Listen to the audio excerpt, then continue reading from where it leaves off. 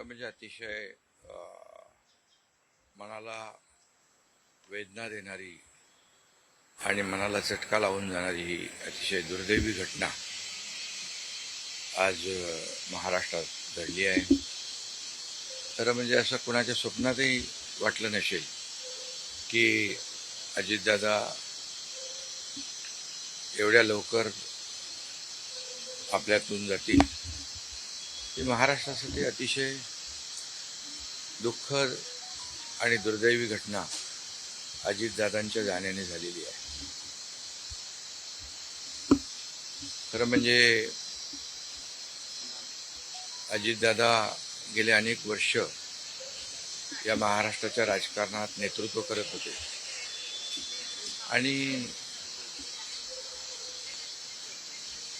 अतिशय परखड स्पष्ट वक्तेपणा आणि प्रशासनावर असलेली त्यांची पकड आपण पाहिलेली आहे. प्रत्येक गोष्टीचा त्यांना बारीक अभ्यास करून बोलण्याची सवय होती आणि परखड स्पष्ट वक्तेपणा, निर्भीड, रोखठोक बोलणारे असले तरी सुद्धा, त्याला चूक म्हणणारे असले तरी सुद्धा अतिशय मनाने ते निर्मळ होते. याचा अनुभव मी स्वतः घेतलेला आहे. त्यांच्यासोबत मी मंत्रिमंडळात देखील काम केलं.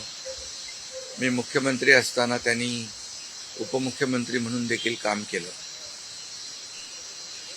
आणि जेव्हा मुख्यमंत्री मी असताना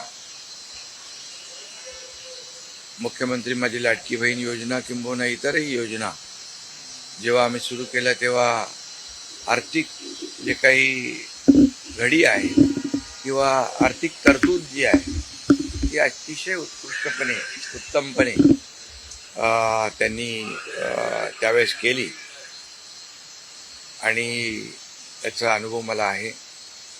आणि एकदा करायचं ठरवलं की ते अजितदादा करायचे. करतो, बघतो, पाहतो असे शब्द त्यांच्या डिक्शनरीत नव्हते. व्हायचं असेल ते तात्काळ करायचे, नसेल त्याला नाही म्हणायचे. असा स्पष्ट वक्तेपणा या महाराष्ट्राने पाहिलेला आहे. मी असेन, मुख्यमंत्री देवेंद्रजी असतील, अजितदादा असतील, आम्ही टीम म्हणून काम केलं, टीम म्हणून काम करतो.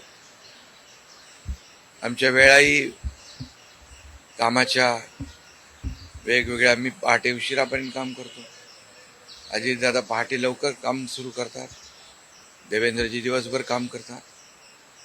आणि अजितदादांनी 6-6 वाजता देखील अपॉइंटमेंट दिलेल्या अधिकाऱ्यांनी आणि लोकप्रतिनिधींनी पाहिलेल्या आहेत. अतिशय वेळेचं महत्त्व आणि वेळेचं भान ठेवणारा नेता हरपलेला आहे. खरं म्हणजे काल परवाच आमची एका कार्यक्रमामध्ये भेट झाली. सरन्यायाधीश आपले भारताचे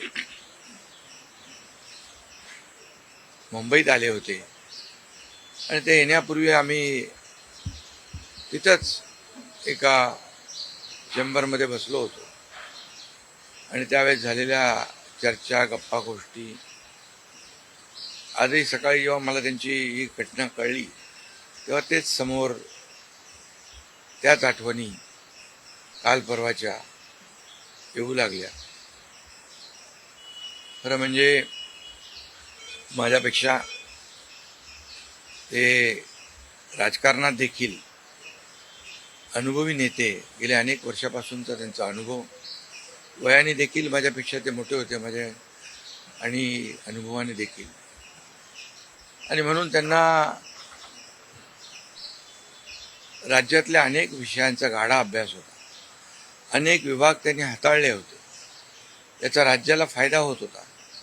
मंत्रिमंडळात देखील ज्यावेळेस काही विषय यायचे त्यावेळेस आपल्या राज्याची आर्थिक परिस्थिती अशी आहे, आपल्याला सर्वांना काटकसर करावी लागेल, असे अगदी निर्भीडपणे सांगणारे अजितदादा देखील आम्ही अनुभवलेत. शिस्तीचा नेता म्हणूनही आम्ही अनुभवलेला आहे. आणि त्यामुळे त्यांच्या जाण्याने फक्त पवार कुटुंबियांचंच नाही तर संपूर्ण महाराष्ट्राचं न भरून येणारं नुकसान झालेलं आहे.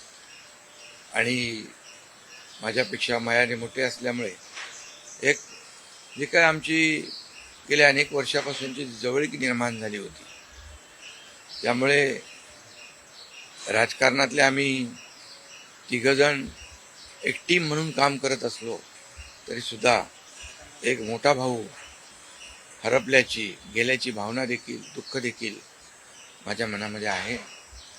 आणि मी त्यांना भावपूर्ण आदरांजली अर्पित करीत असतानाच मनामध्ये फार दुःखाच्या भावना आहेत. त्यांचं कुटुंब हे दुःख पचवण्याची क्षमता डोंगरा एवढं दुःख आहे, ही क्षमता ईश्वराने त्यांना प्रदान करावी. कुटुंबाचंच नाही संपूर्ण महाराष्ट्राचं झालेलं आहे नुकसान.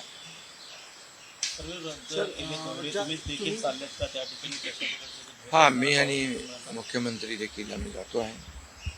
आमचे सहकारी आमच्यातून गेलेत, त्याचं दुःख आहे. म्हणजे सभा होत्या त्याही आज आम्ही रद्द केलेल्या आहे. सर, एक विचार असं वाटतं की तुम्ही हा उल्लेख केला की 2 दिवसांपूर्वी त्यांच्या जवळपास 1-1.5 तास तुम्ही बसलेले होतात दोघंच, खूप गप्पा झाल्या त्या चेंबरमध्ये.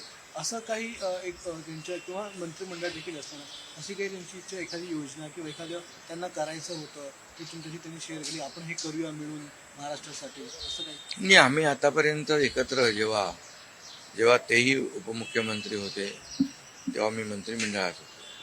मी मुख्यमंत्री असतानाही उपमुख्यमंत्री होते. आता देवेंद्रजी मुख्यमंत्री होते. आणि जे काही निर्णय आम्ही घ्यायचो ते निर्णय मिळूनच घ्यायचो.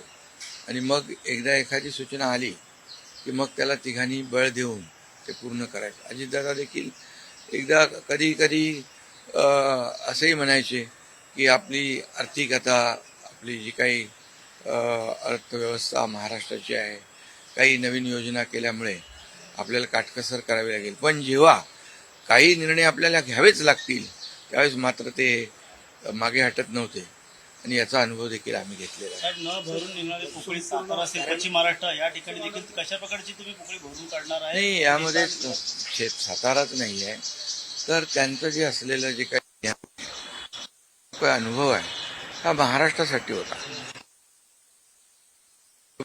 त्यांनी प्रतिनिधित्व केल्यामुळे मला वाटतं फार मोठं नुकसान झालेलं आहे, न भरून येणार. शेवटचा प्रश्न, जे काय जसा हा जो विमान अपघात झाला ज्या प्रकारे, काय वाटतं याची चौकशी व्हायला हवी आणि येणाऱ्या काळामध्ये असे अपघात होऊ नयेत, त्यामुळे बिलकुल याची शेवटी आमच्या सहकार्याचा जीव याच्यामध्ये गेला आहे. 6 लोक मृत्युमुखी पडलेले आहेत. त्यामुळे या विमान अपघाताची चौकशी नक्कीच व्हायला पाहिजे, नक्कीच होईल.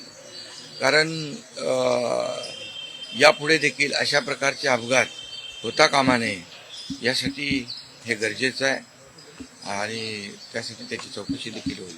थोडक्यात हिंदीमध्ये सर, क्या कहोगे? अजित पवार जी का निधन हो गया, बहुत ही आज महाराष्ट्र के लिए एक काला दिन कहूँ, एक दुर्भाग्यपूर्ण घटना कहूँ, एक दुखद घटना कहूँ, ऐसी घटना जो हर एक के एक दिल को दुखाने वाली घटना आज महाराष्ट्र में घटी है.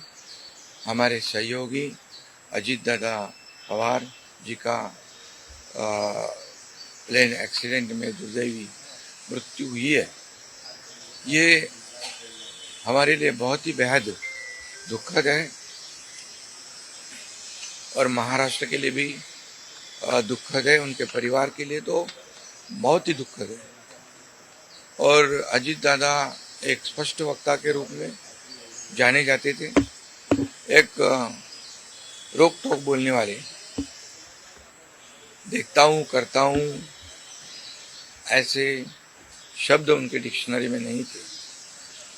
जो होना है वो तुरंत करते थे, जो नहीं होना है उसे साफ ना कहते थे. लेकिन वो कड़े शब्दों में कहते भी, लेकिन मन के बहुत अच्छे थे.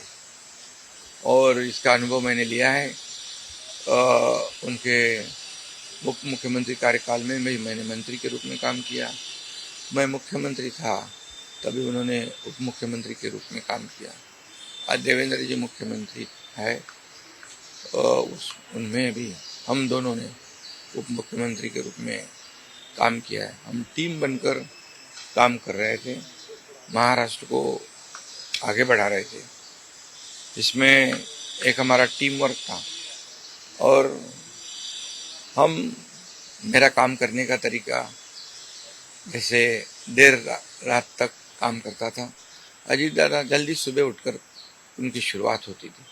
देवेंद्र जी भी दिन भर काम करते और सुबह उन्होंने 6 बजे अपॉइंटमेंट दी हुई, ये भी इस राज्य के अधिकारियों को पता है। एक समय को बहुत ही महत्व देने वाले, एक कद्दावर, बहुत ही कर्मठ नेता जो है, समय सूचकता रखने वाले नेता जो है, ये नेता हमारे में से अभी नहीं रहे और ये हमारा और महाराष्ट्र का, उनके परिवार का बहुत काफ़ी बड़ा नुकसान हुआ है।